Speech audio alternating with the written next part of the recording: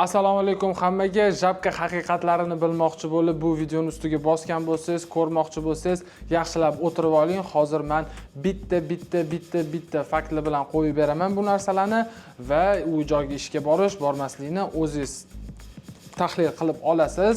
Meni bu videodan asosiy maqsadim insonlarni vaqtdan yutqizmasligi. Ya'ni siz u joyga borib qo'yganingizdan keyin siz kamida 1-2 oy umringizni yutqizib qo'yasiz. U joyni sinab ko'rishingiz kerak. Xullas, batafsil u yerni yoritamiz, onlayn yoritamiz va u yerda bo'lgan holatlar haqida gapirib beraman va hisob-kitoblar qilamiz o'rtada va o'sha videolarni obzor qilamiz. O'ylaymanki, video qiziqarli va eng muhimi foydali bo'ladi. Eslatib o'taman, bu videodan hech qanaqa agentlikka, hech qanaqa shaxslarga meni shaxsiy husumatim yo'q. Bu yerda reklama qilib turgan odamlar ham menimcha o'zi bilmasdan turib, nima reklama qilayotganini menimcha hali ham ma'nosiga borishmagan. Bo'lmasa videoni boshladik. Xo'p, jannatim akalarim Jahongir Polsha reklama qilibdilar. Bu ishni o'zi asosan o'sha odamda ko'rdim. Boshqa odamlar ham qilgan bo'lishi mumkin, lekin meni hali ko'zim tushmadi. Lekin hech kimdan qo'rqadigan joyim yo'q. Haqiqatimni lubo odamga keltirib bera olaman. Bo'lmasa boshladik. 20 ming zlotgacha topsa bo'ladi, qadrdonlar. Lideri brigadirda o'zi aytayapti. Bu brigadiri men ishlab yurgan paytda ham ishlar edi. U payt bu bola brigadir emas edi. Jabka shunaqangi joyki 30 ta ishchi ishlasa, ularni 4 ta 5 tasi uzoq yillardan beri ishlaydi. Qolgan 18 ta 17 tasi aylanib ketib yuraveradi. Har xil odamlar, chunki hech kim chidamaydi. Mana 4 ta mana shu metindek bolalar 18 soatlab ishlashadi. Davom ettiramiz. Ikkita smena ishlashadi. Bir kunda ikkita smena skladda ishlasa, bu ikkita smena ishlaydigan sanoqli bolalardan bittasi mana shu bola edi, hali ham o'sha yerda ekan. Mana oyliklar nech puldan nech pulgacha realniy mana brigadir bo'lib o'zingiz bitta aytib bering. Realniy 5 mingdan 15 minggacha, agar zo'r ishlasa, mehnatkash odam bo'lsa 20 minggacha topsa bo'ladi. 20 ming zlotgacha topsa bo'ladi, qadrdonlar. Qadrdonlar 20 ming zlotgacha topsa bo'ladi. Aka, siz ichkariga kirib ko'rganmisiz? Ichkariga sizni kirgizishmaydi. Ichkarida alkotester bor, tekshiruvlar bor. U yoqqa sizni qadamingizni ham bostirishmaydi, lekin siz ichkarini ko'rmasdan turib bu bolani gapiga ishonib reklama qilyapsiz. Jon aka, davomi. Brigadirda o'zi aytayapti. Lideri gapiraveradi. Ichkarida unaqa Katta, qiyin, og'ir ishlar yo'q ekan. Qaytadan eshitamiz va shu joyini qaytadan eshitamiz. Og'ir ishlar yo'q ekan. Ayollar ham, erkaklar ham ishlasa bo'ladi. 18 yoshdan 70 yoshgacha bemalol. U joyga ishiga uncha odam chida olmaydi. Ayol kishiga umuman to'g'ri kelmaydi. Ayol kishi bu Jabka skladida ishlagandan ko'ra, ayol kishi borib stroykada ishlashi, ayol kishini tanasi uchun yengilroq. Bu yoqda qilinadigan ishni siz ichkariga kirib ko'rib, keyin reklama qilmaganingiz bilinib turibdi. Bu yoqda ayol kishi ishlashi nerealniy holat. Men borgan paytim ham qizlar kelar edi, ishlarda 2-3 kun ishlab ketib yuborardi. Chunki ayol kishini tanasi uchun juda ham og'ir bu. 20-30 kilolik taralarni ko'tarib taxlash kerak, uni ustiga suvlarni taxlash kerak, oxirida chipslar, orada ag'anab ketadi, uni yana qaytadan taxlash kerak. Meni belim og'rib qolar edi. Ayol kishini sog'lig'i umuman ko'tarmaydi. Ayol kishi undan ko'ra borib shkaturka malyar yoki qurilish ishlarida ishlashi ayol kishilar uchun ancha yengilroq. 20 ming zlotgacha topsa. Xo'p, qolgan videolarini kapatsiya qilib o'tirmaymiz. Okani o'zi profillaridagi deyarli hamma video bir-biriga to'g'ri kelmaydi. Любой dokument bilan qabul qilamiz, absolyutni. Любой dokument bilan qabul qilamiz, absolyutni. Farqi yo'q, VNJmi, vizami, даже viza yo'q bo'lsa ham qabul qilamiz onasini etsani. Butun Yevropada yurgan ekskavatorchilarga viza, jannatim akalarim. Viza yo'q bo'lsa ham qabul qilamiz, любой dokument bilan qabul qilamiz. Agarda akajon kimdir shundoq kirib turib, sizni starinkangizga, kimdir sizga dushmanlik qilmoqchi deylik, profilingizga bitta kirib turib, mana shu videoyingizni shunchaki polyak tiliga tarjima qilib, ichki ishlar xodimlariga, politsiyaga yoki stroj granitsiyaga taqdim qiladigan bo'lsa, sizni deport qilishmaydi, sizni qamashadi bu holatda. Bu siz juda ham katta noqonuniy bo'lgan narsani siz Polshada ish bor. Bu narsani reklama qilgan Jahongir Polsha bilan chuqurlashmaymiz, shaxsiyatiga tegmaymiz, o'zimni fikrimni bildirdim. Bu okani temasini yopamiz va asosiy mavzuga qaytamiz. Jabka skladda haqiqatlari. Kelinglar endi mana kommentariyamga kelib tushgan xabarlarni analiz qilamiz. Bittasi 396 soat bir oyda ishlab 12000 zlotni olibdi, lekin 90% holatda vobshe pul berilmaydi. Mayli, pul berilmasligini keyingi mavzuga qo'yib qo'yamiz. Hozir ikkinchi mavzuyimiz 396 soatda 12000 zlot ishlash haqida. Endi kelinglar, hozirgi o'qigan kommentariyam bo'yicha hisob-kitob qilib chiqamiz. Jabka skladida 369 soat ishlab 12000 zlot oylik oldi deylik, допустим. Bir oy ichida 26 kun ishladi deylik. Ya'ni yakshanba kuni dam olib, haftada 6 kun. O'zi 6 kun emas, odatda ko'p joylar 5 kun ishlaydi, lekin 6 kun ishladi. Shanba, yakshanba dam emas, faqat yakshanba dam oldi va bizda 26 kun qoldi. 26 kunda siz 396 soat ishlashingiz uchun kuniga 15-16 soatdan ishlashingiz kerak. Jabka skladida bitta smenani soatda 8 soat bo'ladigan bo'lsa, bu odam, ya'ni bir kunda ikkita smena ishlagan, ya'ni ertalabki, kechki yoki kechki ertalabki, bilmadim, ikkita smena 8 soatdan 16 soat ishlangan. Endi qaranglar, 20000 zlot oylik olish uchun siz necha soat mana shunday tezlikda, mana shunday kuchli temp bilan 20000 zlot topish uchun siz bir oyda 660 soat ishlashingiz kerak bo'ladi. 660 soat. Bilasizlarmi o'zi bir oyda necha soat bor? Bir oyda 720 soat bor. 720 soat bor. Siz 660 soat ishlayapsiz. Tasavvur qilasizmi? 20000 zlot topish uchun. Agarda siz O'zbekistondami, Rossiyadami, har qanaqa davlatda 660 soat ishlasangiz 20000 zlot aniq topasiz.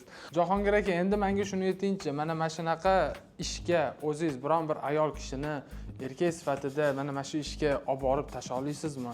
Siz hali faqat ish soatlarini ko'rib turibsiz. U yerda bo'ladigan ishni siz tasavvur qila olmaysiz. Siz menimcha ichkariga kirmaganingiz uchun bu reklamalarni qilgansiz. Ayol kishilar u yoqda ishlasha olmaydi. Ishlaydi, bir kun, 2 kun ishlaydi va tamom bo'lishadi. Ayol kishining irodasi sal erkaklarnikida boshida kuchliroq bo'ladi, lekin baribir tashab ketishadi. Mana hozirgina ko'rib chiqdik. Qilinayotgan reklamalar 99% g'irt yolg'on, 99% imkonsiz bo'lgan narsalar.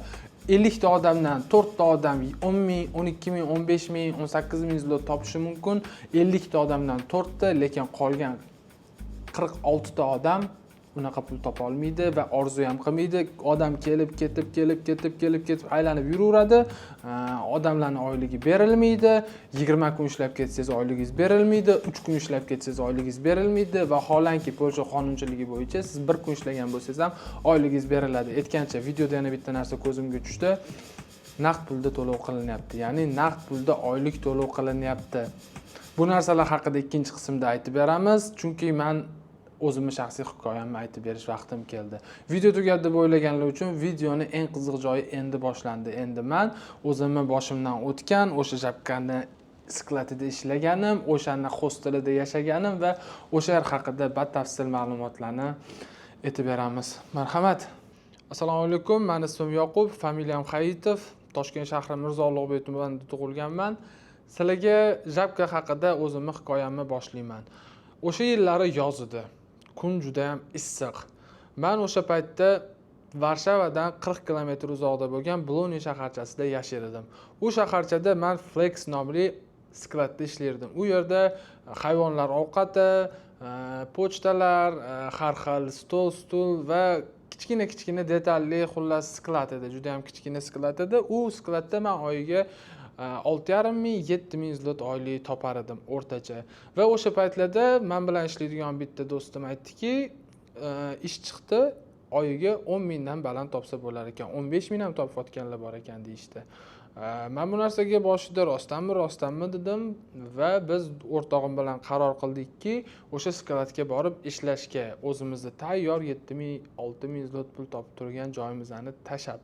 Xo'p, o'sha paytda biz u yerda o'zimizni chiroyli uyimiz, high-tech uyimiz, skladga yaqin, o'rgangan shahar, oziq-ovqat do'konlari yaqin, hamma sharoitimiz bor. Kuniga 8-10 soat ish unaqa qiyin emas va 7.000 ga yaqin oylik topar edik va o'shanaqa xayol gaplarga uchib, biz jabka skladiga ishga ketdik. Jabka skladiga ishga borganimiz bizga birinchi bo'lib hostelga joylashdi. Tak, xullas hozir men kuxnyadaman. Kuxnyani ko'rinishi nima bunaqa bu xolodilnik, bu общий xolodilnik odamlarning narsasi turadi. Bu yoqda polniy o'zbeklar. Bu yoqda eng kayf beradigan narsa gazni qaranglar, gazni. Короче, mana ikkitasi ishlamaydi, mana ham почти ishlamaydi, ishlaydi deyiladi. No, mana ashya qaranglar, bu bitta mashina ishlaydi. Bunda mashincha qozondagi odamlar ovqat qiladi. Qalay. $3000 bemalol pul topadi deydiganlar mana mana shunaqa joyda turishadi. Oyiga $200, $100 pul berib, yeydigan narsasini ham tayinli narsa yemasdan turib, faqat kelib 16-17 soatlab ishlab keladi, faqat uxlaydi, dal ishga chiqib ketadiganlar shunaqa pul topishadi-da, topsa bo'ladi unaqa pul. U hostelda 3 kun turganimizdan keyin bizani chiqib ketishga majbur qilishdi. Majbur qilgan inson esa tanishing Ferus Poland. Sababi biz chiqib ketganmiz va o'zimizning pulimizga hostelga yechganmiz. U hostelda yechganimizdan keyin biz Jabkada ishlashni boshlaganmiz va Jabkani o'zini hosteliga 4 kundan keyin u hostelga ketganmiz. Jabkani hosteli bilan tanishinglar mumkin. Bu videolarni qatdan olding desanglar, men o'sha paytda Instagramimga hayotimni vlog qilib qo'yib yurar edim. Men o'sha skladda ishlab yurgan paytimda ham videolar qilib yurgan bolaman. Jabkani o'zini hosteliga joylashganimizdan keyin bizning o'zimizning mashinamiz bor edi, ishga o'zimiz borib kelar edik. Kechki smenaga qo'yishgan. Biz o'zimiz ishga qatnab kelardik, kuniga 8 soat ish bo'lardi. Birinchi kuni kirganimda men jinni bo'lib qoladiganman, unaqangi katta masshtabni ko'rib. Ichkariga kirganmiz, vuzik haydashni boshlaganmiz. Aytgancha, agar vuzik haydashni bilmaydigan bo'lsangiz, birinchi 1 oyingiz aniq vuzik haydashni o'rganish bilan o'tadi. Siz pul ishlamaysiz. Oyiga 1000 zlot ham ishlamasligingiz mumkin. Vuzik haydashni bilmasangiz qiynaladi, lekin soatingiz ketaveradi, siz tovar yig'a olmaysiz. Ichkariga kirganimda uzun ratlar, o'tlarda pivani bloklari bo'ladi, bilsanglar, plastmassaviy, uni taxlab, uni oddiy qilib emas, uni o'zini strukturasida taxlamasangiz, u yiqilib tushadi. Yiqilib tushgandan keyin siz uni tozalashingiz kerak, siz uni qaytadan tiklashingiz kerak. U narsani qaytadan tiklashga ketkazgan vaqtingizda siz tovar yig'ishingiz kerak. Sizga pul yo'q, ya'ni siz prosta xato qilib qo'ysangiz, vaqtingiz, pulingiz hammasi ketdi. Xullas, men ichkariga kiryapman, odamlar ishlashini ko'ryapman. Odamlar o'tda mana shu videoda chiqdi-ku, brigadir bola. Mana shu brigadir bola shunaqangi uchib ishlardiki, u yoqda chunki 20 ta vuzik bir-birini ko'tidan tirab, o'chiritda turib, xullas kim ishlagan bo'lsa o'zi yaxshi biladi. Bu narsani men tushuntirib bera olmayman. Ishlagan odamlar bu videoni ko'rayotgan bo'lsa, meni yaxshi ham tushuntiribdi. Har doim probkalar, bir-birini tovarni urib olgan, so'kishgan, baqir-chaqir, xullas to'xtamasdan ishlaysiz. Eng yomoni, men obedga chiqar edim, hojatxonaga borar edim. Qiynalmasdan, soatim ham ketsin, pulim ham ketsin, men ovqatlanishim kerak deb. U yoqda bolalar ovqatlanishga ham chiqmas edi. Ya'ni ko'proq tovar yig'ish uchun. U yoqda soatingizga pul to'lamaydi. U yoqda sizni yig'gan tovaringizni akkortiga, ya'ni tonnasiga pul to'laydi. Siz yig'gan tonnangizga qarab pul to'laydi. Siz tualetga chiqsangiz, siz ko'proq ovqatlanishga vaqt ajratsangiz, o'sha vaqt ichida siz tovar yig'ishingiz mumkin edi deb bolalar tovar yig'adi. Ovqatlanmaydi, xullas ozib ketgan, kimdir kasal, bilmadim, rangida rang yo'q, na uxlaydi, xullas sog'lig'ini ado qilib yuribdi bolalar o'tda. O'sha u o'zini tanlovi. Men bu narsaga umuman fikr bildirishga meni haqqim yo'q, bu narsani yaxshi bilaman. Lekin agar sog'lig'ini o'ylaydigan, kelajagini o'ylaydigan, pul meni sog'lig'imdan ustun emas, kelajakda meni sog'lom bo'lishim hozirgi topayotgan pulimdan muhim deydigan odamlar bo'lsa, u yoqda ishlay olmaydi. Borib qo'yadi menga o'xshab, tayyor turgan ishini tashlab, tayyor turgan uyini tashlab hostelga borib yashaydi. U narsani, u joy 1 tiyinga qimmat. Polshadagi eng yomon ishligini tushunib yetganigacha 1 oy vaqt ketadi. Yana eski ishiga qaytish kerak, yana uy yetish kerak. Xullas 3-4 oy hayotimni ko'tiga tiqib yuborgan. Xo'p, u yerda men Boston firmasi orqali ishlaganman. U Boston firmasida rahbarlari mana shu 2 kishi edi. Bittasini ismi Akbar aka edi, ikkinchisini ismi esimda yo'q. Biza u ishdan ketmoqchiligimizni aytganimizda o'sha kunning o'zida hostelni bo'shatishimizni aytgan, vaholanki bizda na pul bor, na oylik bor, na bizda boradigan joyimiz bor. O'sha kunning o'zida hostelni bo'shatishimiz haqida aytishgan va kelib olishgan. Biz narsalarimizni yig'ib ketganmiz va tema yopilgan. Vaholanki biz borgan paytimizda mana shu 2 kishi bizani kutib olishgan. Bularni o'zi ham tasdiqlashgan 10 ming zlot topsa bo'ladi, topib yurishibdi. Lekin unaqa pul topish uchun siz 2 ta smenani ishlashingiz kerak. Tovarni belingiz bukilib qiyin, oson pulni o'zi yo'q, lekin men 20 tadan oshiq skladda ishlaganman. Men skladlar bo'lgan faqat yuk tushirar edim. Men faqat yuk tushiruvchi bo'lib ishlaganman. Birinchi oy videolarini ko'rishingiz mumkin. Faqat yuk tushiruvchi bo'lib ishlaganman. Polshaga kelgan paytlarim. U ishim osonroq. Faqat KAMAZdan yuk tushirish, furalardan yuk tushirish men uchun osonroqki, Jabka skladida ishlashdan ko'ra. O'sha ishimga qaytib ishlaganman, baxtliman va hayotimni o'zgartirishga sazovor bo'lganman. Lekin ko'pchilik odamlar o'sha yerda qolib ketyapti. Endi menga aytinglar, qanaqa qilib bu ish ayol kishiga to'g'ri kelishi mumkin? Qanaqa qilib ayol kishiga to'g'ri kelishi mumkin bu ish? Aytgancha, hozir ko'rib turgan videoingizni ustiga like bosib, kommentariy yozib yoki boshqa odamlarga tashab qo'yishingiz yoki podpiska bosib qo'yishingiz bu videoni yana ham ko'proq odamlarga yetib borishiga yordam beradi. Bu hech qanaqa podpischik yig'ish uchun harakat emas. YouTube orqali men umuman pul topmayman. Shunchaki bu ishlarni qilsangiz, shu mavzuga qiziqadigan odamlarga yetib boradi. Xo'p, bu videoda bildirgan fikrlarim hammasi subyektiv. O'sha yerda shaxsan ishlagan odam sifatida fikrlarimni bildirdim. Agarda kimnidir pretenziyasi bo'lsa yoki qanaqadir yana gaplar bo'ladigan bo'lsa, bu videoning ikkinchi qismini chiqaraman. Bu men hech narsadan qo'rqmayman, men yolg'on gapirmayapman. Bo'lgan kechgan narsalarni po faktu gapiryapman. Hech kimdan xafagarchiligim, hech kimdan jahlim chiqqani yoki kimdirgadir g'arazli niyatim yo'q. Prosta ko'rib turgan narsamga fikr bildirdim. Xo'p, nimaga o'sha odamlarni reklama qilib turgan odamlarni o'ziga telefon qilib o'zi bilan gaplashib olmading deydigan bo'lsanglar, ular ochiq mediada odamlarga ma'lumot tarqatishyapti va u ma'lumot noto'g'ri. Men u odamni o'ziga aytsam ham, uni ko'rib turgan odamlarga bu narsani yetkazib bera olmayman. Bu narsa u videolarni ko'rgan odamlarga ham chiqib kelsa, bu video o'shanda men maqsadimga yetgan bo'laman. To'g'risi bu videoga mana ko'rishinglar mumkin, hech qanaqa tayyorgarliksiz, shunchaki kamerani yoqib boshladim, qo'limdan kelgancha improvizatsiya qilib gapirishga harakat qildim. Juda ham ko'p gaplar qolib ketdi, balki bu videoning ikkinchi qismini rostdan chiqarishim mumkindir. Salomat bo'linglar, internetda ko'rgan har qanaqa ma'lumotlaringizga ham to'g'ridan to'g'ri ishonib ketavermanglar.